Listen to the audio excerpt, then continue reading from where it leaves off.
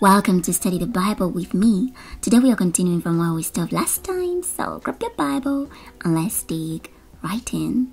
Genesis chapter 31. Jacob heard that Laban's sons were complaining. Jacob has taken everything that belonged to our father. He has gotten rich at our father's expense. When Jacob saw the look on Laban's face, he could tell his attitude towards him had changed. The Lord said to Jacob, "Return to the land of your fathers and to your relatives. I will be with you." So Jacob sent a message for Rachel and Leah to come to the field where his flocks were. There he said to them, "I can tell that your father's attitude toward me has changed, but the God of my father has been with me. You know that I've worked for your father as hard as I could, but your father has humiliated me and changed my wages 10 times. But God has not permitted him to do me any harm. If he said, 'The speckled animals will be your wages,' then the entire flock gave birth to speckled offspring. But if he said, 'The streaked animals will be your wage,' then the entire flock gave birth to streaked offspring. In this way God has snatched away your father's livestock and given them to me. Once during breeding season, I saw in a dream that the male goats mating with the flock were streaked, speckled, and spotted. In the dream the angel of God said to me, 'Jacob.' 'Here I am,' I replied. Then he said, 'Observe that all the male goats mating with the flock are streaked, speckled, or spotted, for I have observed all that Laban has done to you. I am the God of Bethel, where you anointed the sacred stone and made a vow to me. Now leave this land immediately and return to your native land.' Then Rachel and Leah replied to him, 'Do we still have any portion or inheritance in our father's house? Hasn't he treated us like foreigners? He not only sold us, but completely wasted the money paid for us. Surely all the wealth that God snatched away from our father belongs to us and to our children. So now do everything God has told you.' So Jacob immediately put his children and his wives on the camels. He took away all the livestock he had acquired in Padan Aram and all his movable property that he had accumulated. Then he set out toward the land of Canaan to return to his father Isaac. While Laban had gone to shear his sheep, Rachel stole the household idols that belonged to her father. Jacob also deceived Laban the Aramean by not telling him that he was leaving. He left with all he owned. He quickly crossed the Euphrates River and headed for the hill country of Gilead. 3 days later, Laban discovered Jacob had left, so he took his relatives with him and pursued Jacob for 7 days. He caught up with him in the hill country of Gilead. But God came to Laban the Aramean in a dream at night and warned him, 'Be careful that you neither bless nor curse Jacob.' Laban overtook Jacob, and when Jacob pitched his tent in the hill country of Gilead, Laban and his relatives set up camp there too. 'What have you done?' Laban demanded of Jacob. 'You've deceived me and carried away my daughters as if they were captives of war. Why did you run away secretly and deceive me? Why didn't you tell me so I could send you off with a celebration complete with singing, tabourines, and harps? You didn't even allow me to kiss my daughters and my grandchildren goodbye. You have acted foolishly. I have the power to do you harm, but the God of your father told me last night, 'Be careful that you neither bless nor curse Jacob.' Now I understand that you have gone away because you longed desperately for your father's house. Yet why did you steal my gods?" "I left secretly because I was afraid," Jacob replied to Laban. "I thought you might take your daughters away from me by force. Whoever has taken your gods will be put to death in the presence of our relatives. Identify whatever is yours and take it." Now Jacob did not know that Rachel had stolen them. So Laban entered Jacob's tent and Leah's tent and the tent of the 2 female servants, but he did not find the idols. Then he left Leah's tent and entered Rachel's. Now Rachel had taken the idols and put them inside her camel's saddle and sat on them. Laban searched the whole tent but did not find them. Rachel said to her father, "Don't be angry, my lord. I cannot stand up in your presence because I am having my period." So he searched thoroughly but did not find the idols. Jacob became angry and argued with Laban. "What did I do wrong?" he demanded of Laban. "What sin of mine prompted you to chase after me in hot pursuit? When you searched through all my goods, Did you find anything that belonged to you? Set it here before my relatives and yours, and let them settle the dispute between the two of us. I have been with you for the past 20 years.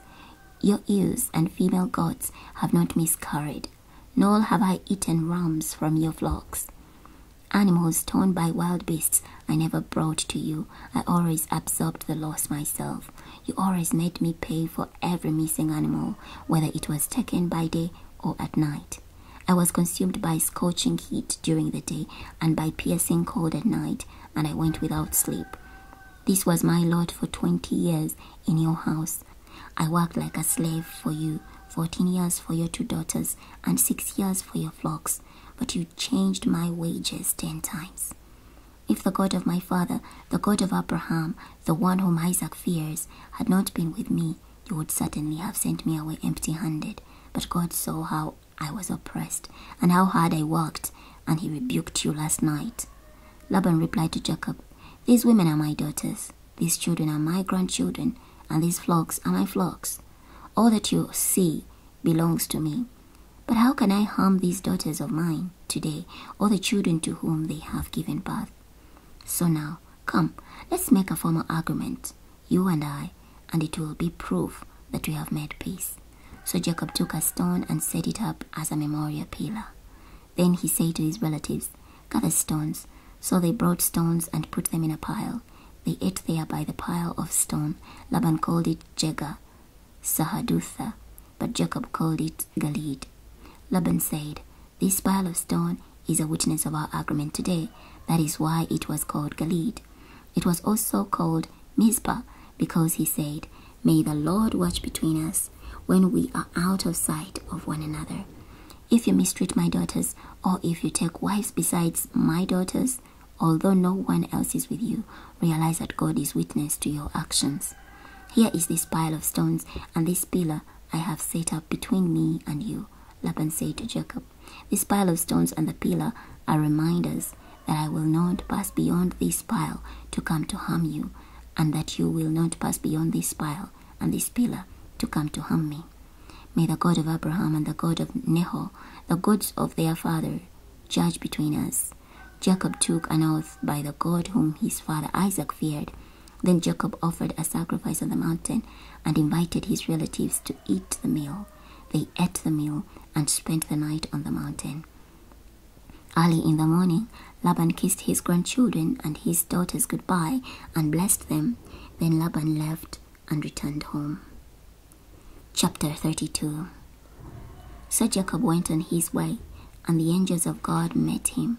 When Jacob saw them, he exclaimed, This is the camp of God. So he named that place Mahanaim. Jacob sent messengers on ahead to his brother Esau in the land of Seir, the region of Edom. He commanded them, This is what you must say to my lord Esau. This is what your servant Jacob says. I have been staying with Laban until now. I have oxen, donkeys, sheep, and male and female servants.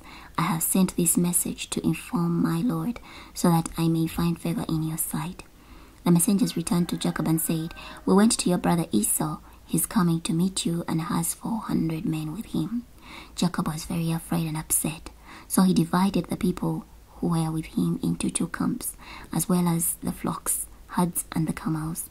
If Esau attacks one camp, he thought, then the other camp will be able to escape. Then Jacob prayed, O God of my father Abraham, God of my father Isaac, O Lord, you say to me, Return to your land and to your relatives, and I will make you prosper. I am not worthy of all the faithful love you have shown your servant. With only my walking stick I crossed the Jordan, but now I have become 2 camps. Rescue me, I pray, from the hand of my brother Esau, for I am afraid he will come and attack me, as well as the mothers with their children. But you said, I will certainly make you prosper, and will make your descendants like the sand on the seashore, too numerous to count. Jacob stayed there that night. Then he sent as a gift to his brother Esau 200 female goats and 20 male goats, 200 ewes and 20 rams, 30 female camels with their young, 40 cows and 10 bulls, and 20 female donkeys and 10 male donkeys. He entrusted them to his servants, who divided them into herds. He told his servants, Pass over before me, and keep some distance between one herd and the next. He instructed the servant leading the first herd, "When my brother Esau meets you and asks, 'To whom do you belong? Where are you going? Whose herds are you driving?' then you must say, 'They belong to your servant Jacob. They have sent us a gift to my lord Esau. In fact, Jacob himself is behind us.'" He also gave these instructions to the second and the third servants, as well as all those who were following the herds, saying, "You must say the same thing to Esau when you meet him. You must also say, 'In fact, your servant Jacob is behind us.'" Jacob thought, "I will first appease him by sending a gift ahead of me. After that I will meet him. Perhaps he will accept me." So the gifts were sent on ahead of him while he spent that night in the camp. During the night, Jacob quickly took his 2 wives, his 2 female servants, and his 11 sons and crossed the ford of the Jabbok. He took them and sent them across the stream along with all his possessions. So Jacob was left alone. Then a man wrestled with him until daybreak. When the man saw that he could not defeat Jacob, he struck the socket of his hip. So the socket of Jacob's hip was dislocated while he wrestled with him. Then the man said, "Let me go, for the dawn is breaking." "I will not let you go," Jacob replied, "unless you bless me." The man asked him, "What is your name?" He answered, "Jacob."